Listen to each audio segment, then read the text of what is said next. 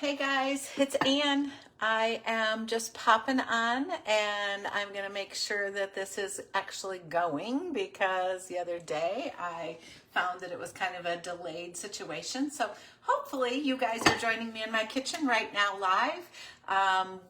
Late in the afternoon, you're maybe wondering what to make for dinner. This is such a fast recipe and it's absolutely delicious.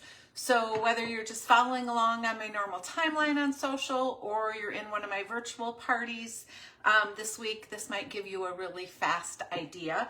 And I'm going to feature Pampered Chef's Magic Pot.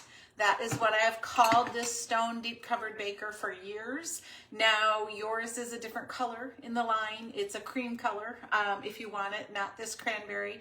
But it's like all of our stones, like the pizza stone and everything, the more you use it, the more seasoned it gets. So the uglier it looks, the better it cooks, okay? So brand new stone, you know, it's kind of the color of this chicken broth.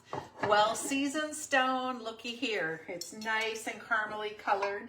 So we are going to make a really fast chicken orzo recipe for dinner, okay? So if you're following along and you need the recipe written down, just give me a shout and I'll try to type it in the comments. Or if you're shopping with me on the virtual parties, make sure you go to the virtual party shopping link, not the one that comes up on the video, okay? But deep covered baker, just set the lid aside. You're gonna put in the bottom about 3/4 of a cup of orzo, and then about 1.5 cups of chicken broth. And I'm using two different measuring utensils. These are our Easy Read that are for the liquid, that the markings are right here on the side. So when you pour in, you don't even have to lift it up.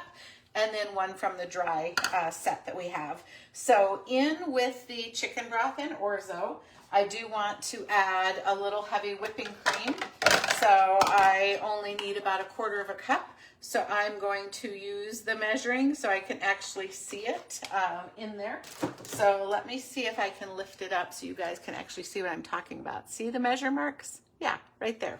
So I'm going to add that to my orzo and chicken broth. So I'm just gonna blend that a little bit so we get it moving all around here.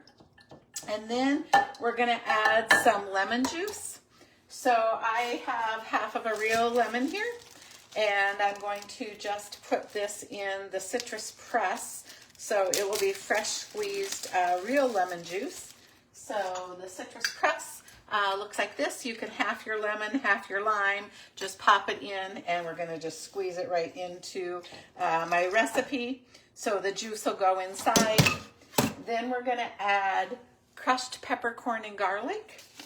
So remember the lid is a tablespoon, so I want about 1/2 tablespoon crushed peppercorn and garlic. Then we're going to add a couple handfuls of fresh spinach. So just put the spinach in. And maybe you want to give that a little bit of a stir, get it down in there towards the liquid if you want.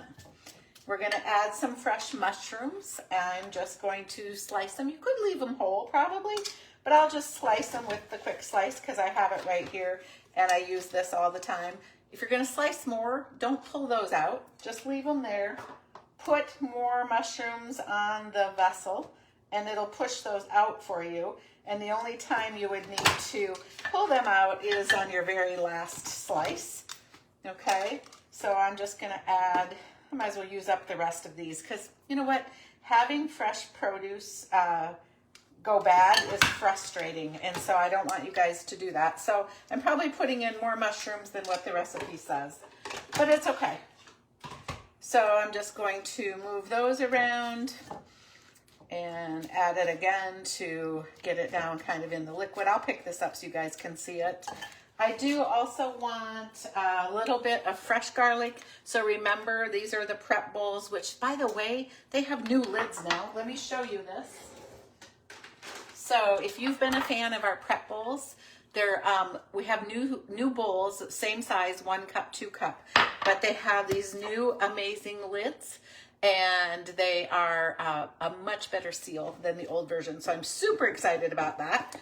So I'm just going to take some of this minced garlic that I'd already made. And if you're wondering how I made this and keep it in my refrigerator, I have a YouTube channel. You can go there because Facebook doesn't keep the videos anymore past 30 days, which is really kind of frustrating. So I have taken the time to upload all of my cooking videos to my YouTube channel called Cooking with Ann, and you can find them all there. And I have one where I showed you how to make the fresh minced garlic and how you can keep it in your fridge or freezer that I learned about last fall when I was traveling. So that's really fun. Then lastly, I'm going to just slide a plastic glove on because I have boneless, skinless chicken thighs. You could do boneless, skinless chicken breasts. Whatever you have on hand is fine. I'm just going to layer these, make one layer on the top in the baker. And then you do want to put a little bit of seasoning on top of your chicken because you know what? Plain chicken is kind of boring. So you can use, like I'm going to do, I'm going to put just a little bit of paprika on top. And then I'm going to just use the sprinkle part of the crushed peppercorn and garlic. And that literally is what it looks like before it goes in the oven. You're going to put the lid on. It's going to bake in the oven for about 35 minutes. Take the lid off. Make sure the moisture has soaked up into the orzo, so your orzo has been cooked. And then you're going to put some grated Parmesan cheese on top of the chicken. Put the lid back on, put it back in the oven for 3 or 4 minutes till that cheese gets nice and melted, and then just scoop out and enjoy a super, super easy dinner. So I have had a friend tell me that this is fabulous with pork chops also, so feel free to give that a try. And as always, drop in the comments what you're making for dinner at your house, or if this is a night off and you're just doing a frozen pizza or you're ordering out, that's great too. Just drop it in the comments and let me know. And if there's anything I can help you with, if you need some kitchen inspiration or kitchen ideas, give me a shout. Thanks guys for popping on. See you soon.